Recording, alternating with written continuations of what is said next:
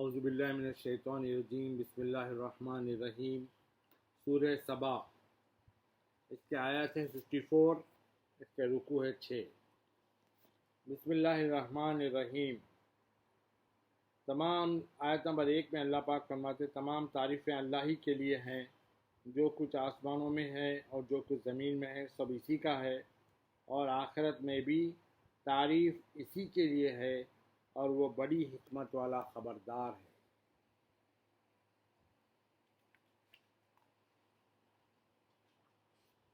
آیت نمبر 2 میں اللہ پاک فرماتے ہیں وہ ان سب چیزوں کو جانتا ہے جو زمین میں داخل ہوتی ہیں اور جو اس میں سے باہر نکلتی ہیں، اور جو آسمان سے اترتی ہیں اور جو اس میں چڑھتی ہیں، اور وہ بہت رحم فرمانے والا، بڑا بخشنے والا۔ نہیں، اللہ تعالیٰ زمین میں جو چیزیں گھستے اس کو بھی جانتا ہے، وہ زمین سے جو چیزیں نکلتی ہے باہر، یعنی کئی چیزیں زمین سے نکلتی ہیں، جیسا بھاپ ہے، گرمی ہے، کئی قسم کے مادے نکلتے زمین سے، اللہ تعالیٰ وہ سب جانتا ہے۔ اللہ تعالیٰ وہ سب جانتا ہے جو آسمان سے زمین پہ اتر رہا اور زمین سے جو آسمان کی طرف چڑھ رہا، وہ سب جانتا ہے۔ آیت نمبر 3 میں اللہ پاک فرماتے ہیں اور کافر لوگ کہتے ہیں کہ ہم پر قیامت نہیں آئے گی۔ کافر یہ بولتے ہیں کہ ان پہ قیامت نہیں آئے گی۔ آپ فرما دیں کیوں نہیں، رسول اللہ سے کر رہے ہیں اللہ تعالیٰ، آپ فرما دیں کیوں نہیں، میرا عالم الغیب رب کی قسم وہ تم پر ضرور آئے گی۔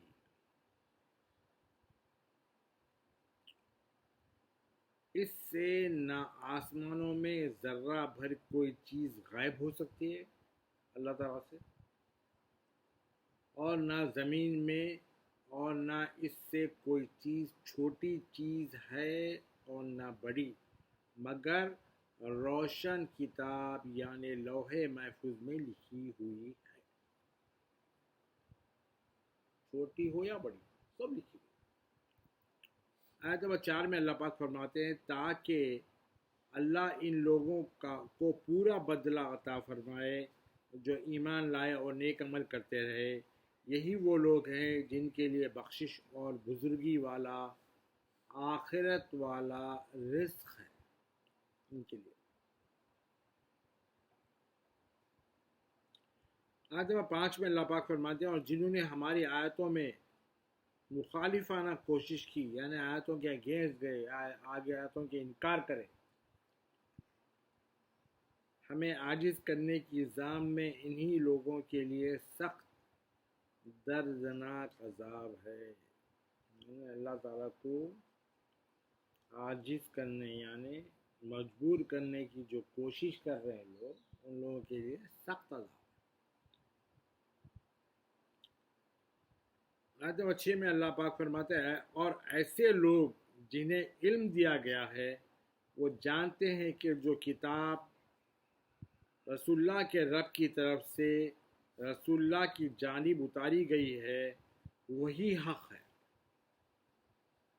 ایسے لوگوں کو جس کو علم ہے یہ بات کا کہ رسول اللہ کی جانب اللہ کی طرف سے جو کتاب اتاری گئی ہے وہی حق ہے، اس کا علم دیا گیا ہے، ان کو آلریڈی معلوم ہے ان کو۔ اور جو کتاب عزت والے سب خوبیوں والے رب کی راہ کی طرف ہدایت کرتی ہے، یہ جو کتاب ہے اللہ کے راستے کی طرف لوگوں کی رہنمائی، لوگوں کو گائیڈ اور ہدایت کرتی ہے، انسٹرکشن دیتی ہے۔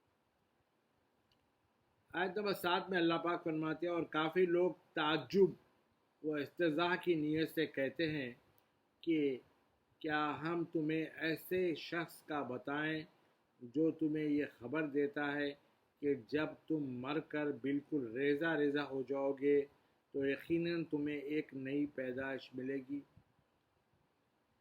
کافر لوگ تعجب سے لوگوں کو بول رہے ہیں یہ بات رسول اللہ کے بارے میں، یعنی ایسے شخص کے بارے میں تم کو نہیں بتا دیں گے، وہ یہ کہتا ہے کہ جب ہم ریزہ ریزہ ہو جائیں گے پھر دوبارہ ہم کو نیا بار پیدا کیا جائے گا، ویسے شخص کے بارے میں ہم بتا دیں آپ کو کہ لوگ آپس میں بات کرتے ہیں، کافر لوگ۔ آیت نمبر 8 میں اللہ پاک فرماتا ہے یا تو وہ اللہ پر جھوٹا بہتان باندھتا ہے یا اسے جنون ہے، نعوذ باللہ من ذالک، رسول اللہ کے بارے میں ایسی بات کر رہے ہیں۔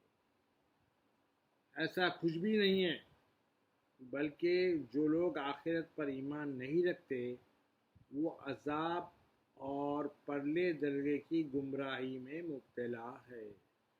اللہ تعالیٰ بول رہے ہیں ایسا کچھ بھی نہیں ہے، نہ رسول اللہ جنون والے ہیں اور نہ رسول اللہ اللہ پہ کوئی جھوٹا بہتان باندھ رہے، ایسا کچھ بھی نہیں ہے، بول رہے اللہ تعالیٰ۔ جو یہ بات کرنے والے ہیں وہ نچلے پلے درجے کی یعنی چیپسٹ گمراہی میں۔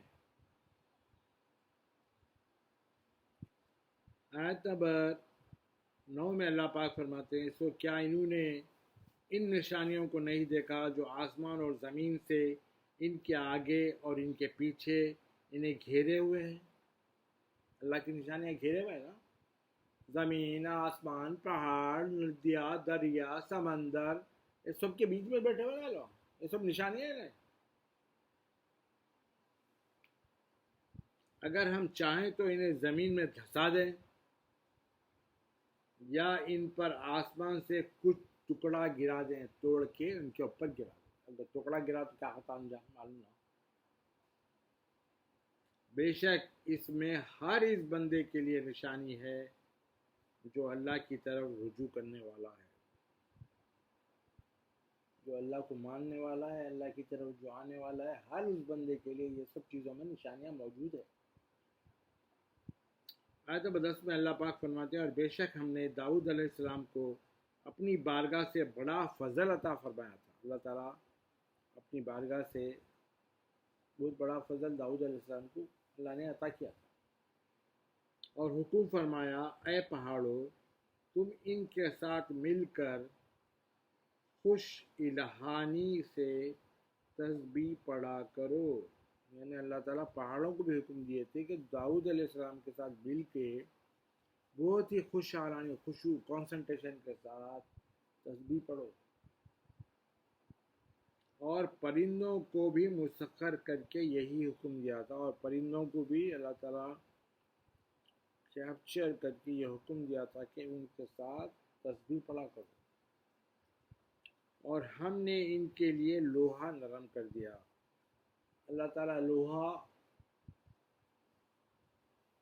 تھا لیکن لوہے کو نرم کرنا نہیں معلوم تھا کسی کو بھی، لوہا تو ایک سخت چیز ہے، لیکن اللہ نے داؤد علیہ السلام کے اوپر بڑا فضل کر کے ان کے لیے لوہے کو نرم کر دیا تاکہ اس سے انہوں چیزاں بنائے، جیسا تلوار بنائے، جیسا ڈھال بنائے روکنے کی، بہت چیزیں بنائے لوہے سے، اس کا بزنس وہ کرتے تھے۔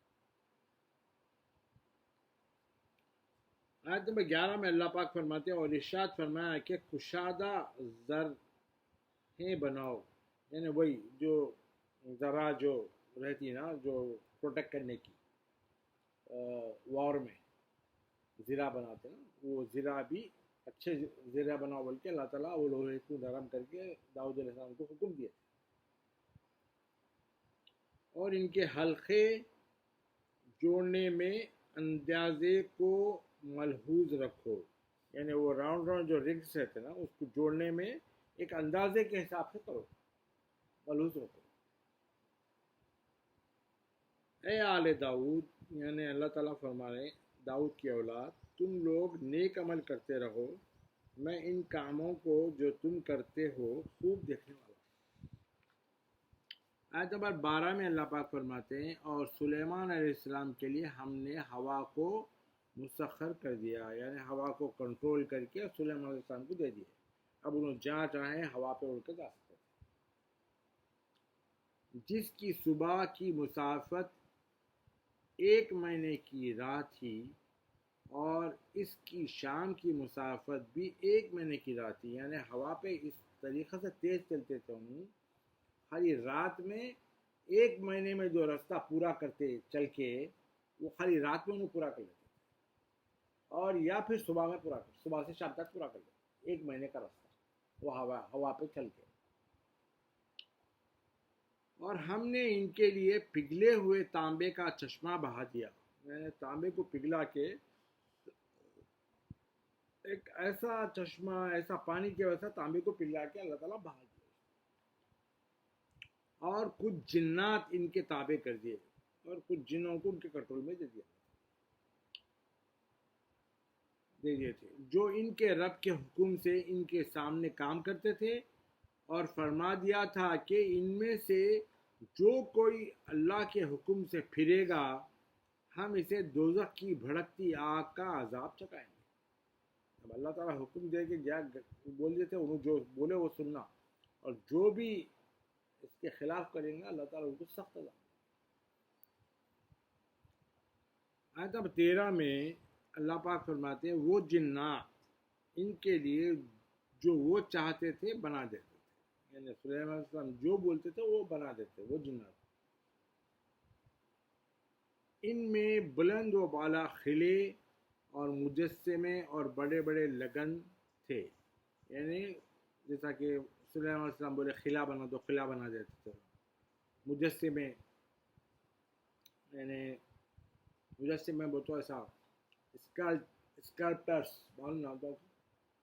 ویسا بنا دیتے، اور بڑے بڑے لگن تھالے وہ بھی بناتے تھے، جو تالاب اور لنگر انداز دیگوں کے مانند تھے، یعنی ایسے تھالے تھے جو تالاب کے ویسے تھے اتنے بڑے، اور لنگر انداز یعنی لنگر جہاں کھانا کھلانے کی جگہ تھی نا اس میں جیسے دیگاں رہتے تھے ویسے. اے آل داؤد اللہ کا شکر بجا لاتے رہو، اور میرے بندوں میں شکر گزار کم ہی ہوئے ہیں. ان کو آل داؤد کو انسٹرکشن دے رہے ہیں اللہ تعالیٰ کہ تم اللہ کا شکر ادا کرتے ہو، اور بندوں میں تو بہت کم ہی شکر گزار بندے رہتے وہ اللہ. آیت نمبر 14 میں اللہ پاک فرماتے پھر جب ہم نے سلیمان پر موت کا حکم صادر فرمایا، جب سلیمان علیہ السلام کو موت کا اللہ تعالیٰ حکم دے دیا کہ بس اب ان کو جانا ہے، تو ان جنات کو ان کی موت پر کسی نے آگاہی نہ کی. یعنی اب موت تو ان کو آ گئی مگر جنات کام کر رہے تھے تو ان کا انتقال ہو گیا بول کے کسی کو پتہ ہی نہیں چلا، حالانکہ سامنے کھڑے ہوئے تھے لکڑی پکڑ کے، جنا کام کر رہے تھے، بیت المقدس بنا رہے تھے، ان کو خبر ہی نہیں ہے کہ ان کو آلریڈی ان کا انتقال ہو گیا. پھر کیا ہوا؟ کسی نے آگاہی نہ کی سوائے زمین کی دیمک کے. زمین کی دیمک جو تھی نا انہیں حرکت آ گئی. کیا کری؟ جو ان کی عصا کو کھاتی رہی، جو لکڑی پکڑ کے کھڑے تھے نا وہ لکڑی کو اندر سے انہیں کھاتی رہی، وہ سیدھا کر دی. پھر آپ کا جسم زمین پر آ گیا، یعنی جب وہ پوری بوسیدہ ہو گئی، کھوکھلی ہو گئی لکڑی تو سلیمان علیہ السلام زمین پہ گر گئے. تو جنات پر ظاہر ہو گیا کہ اگر وہ غیب جانتے ہوتے تو اس ذلت انگیز عذاب میں نہ پڑے رہتے. جنات کو یہ ہو گیا کہ اگر ہمارے کو غیب کا علم ہوتا کہ انہوں مر گئے بول کے پہلے ہی معلوم ہوتا تو جو ان سے کام لے رہے تھے ان کو ہڑکا کے سلیمان علیہ السلام، وہ بولے کہ ہم یہ ذلت انگیز عذاب میں نہ پڑے ان کے مر جانے کے باوجود. آیت نمبر 15 میں اللہ پاک فرماتے ہیں در حقیقت ایکچولی قوم سبا کے لیے ان کے وطن ہی میں نشانی موجود تھی. جو سبا کی قوم تھی نا ان کے وطن میں نشانی موجود تھی. وہ دو باغ تھے، ایک رائٹ سائڈ ایک لیفٹ سائڈ. ان سے ارشاد ہوا تم اپنے رب کے رزق سے کھایا کرو اور اللہ کا شکر بجایا لایا کرو، تمہارا شہر کتنا پاکیزہ ہے اور رب بڑا بخشنے والا ہے. یہ اللہ کا ارشاد ہوا وہ لوگوں سے. آیت نمبر 16 میں اللہ پاک فرماتے پھر انہوں نے اطاعت سے منہ پھیر لیا، یعنی اللہ کے حکم کو فالو کرنے سے اپنا منہ پھیر لیا، انکار کر دیا، تو ہم نے ان پر زوردار سیلاب بھیج دیا. یعنی پانی کا فلڈ آ گیا، اور ہم نے ان کے دونوں باغوں کو دو ایسے باغوں میں بدل دیا جن میں بدمزہ پھل اور کچھ جھاؤ اور کچھ تھوڑے سے بیری کے درخت رہ گئے. یعنی اللہ تعالیٰ کیا کرے، جب وہ سیلاب آ گیا تو اس کا انجام یہ ہوا کہ باغ میں کچھ بدمزہ پھل رہ گئے، اور جھاؤ کا تو میرے کو پتہ نہیں کس کو بولتے، لیکن بیر کے جھاڑا اور رہ گئے تھے. آیت نمبر 17 میں اللہ پاک فرماتے یہ ہم نے انہیں ان کے کفر و ناشکری کا بدلہ دیا، اور ہم بڑے ناشکر گزار کے سوا کسی کو ایسی سزا نہیں دیتے. خالی ناشکر گزار جو رہتے ان کو کچھ ایسی سزا ملتی. آیت نمبر 18 میں اللہ پاک فرماتے ہیں اور ہم نے ان باشندوں کے اور ان بستیوں کے درمیان جن میں ہم نے برکت دے رکھی تھی، یمن سے شام تک، یعنی یمن سے لے کے شام تک اللہ تعالیٰ یہ ایریا میں برکت دے کے رکھے تھے. اللہ تعالیٰ نمایاں اور متصل بستیاں آباد کر دی تھی، اور یہ ایریا میں اللہ تعالیٰ بستیاں آباد کر دی تھی، لوگ رہ رہے تھے، محلے بستیاں بنا کے. اور ہم نے ان میں آمد و رفت کے دوران آرام کرنے کے لیے منزلیں مقرر کر رکھی تھی. یعنی بیچ بیچ میں جو ٹریول کرتے ان کے لیے ریسٹ روم بھی اللہ تعالیٰ نے بنا کے رکھے تھے بیچ میں آرام کرنے کے لیے. اور تم لوگ ان میں راتوں کو بھی اور دنوں کو بھی بے خوف ہو کر چلتے پھرتے ہو.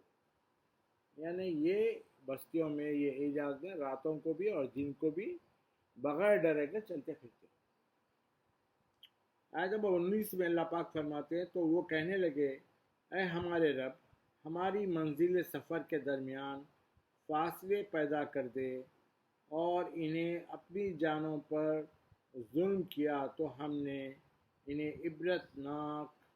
عبرت کے فسانے بنا دیا، اور ہم نے انہیں ٹکڑے ٹکڑے کر کے منتشر کر دیا. جب اللہ تعالیٰ اتنا آرام دیے تھے، منزلیں بنائے تھے، ریسٹ روم بنائے تھے، سب اس کے بعد کیا بولے لوگ کیا بولے، ہمارے رب ہماری منازل سفر کے جو ہے اس کے درمیان میں بڑے بڑے ڈسٹینسز پر جاتے ہیں. تو یہ بات بول کے انہوں اپنے جانوں میں ظلم کرے تو اللہ تعالیٰ ان کی عبرت کے فسانے بنا دیا. یعنی ایسی اسٹوریز بنا دی ان کی عبرت کی، اور انہیں ٹکڑے ٹکڑے کر کے ڈسبرس کر دیا، منتشر کر دیا. بے شک اس میں بہت صابر اور نہایت شکر گزار شخص کے لیے نشانیاں ہیں. اب یہ سب جو باتیں ہوئے نا، اس کے اندر یہ ہے کہ لوگ شکر گزار نہیں تھے. اللہ تعالیٰ اتنے فیسلٹیز دیے تھے تو بھی شکر گزار نہیں تھے بول کے ان کا ایسا حشر ہوتا جو شکر گزار نہیں رہتے بول کے ان کے لیے جو صبر کرنے والے اور شکر کرنے والوں کے لیے اس میں نشان.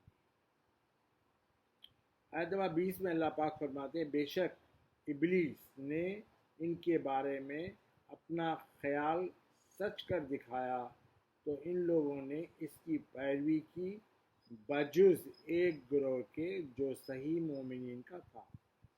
شیطان جو پلان کرا تھا ان کے بارے میں، اپنا پلان کرا تھا خیال، تو انہیں سچ کر کے دکھایا. کیسا؟ اس میں سے ایک گروپ جو تھا ان کا شیطان کا فالوور بن گیا تھا، اور دوسرا گروپ جو تھا پکے مومنین کا.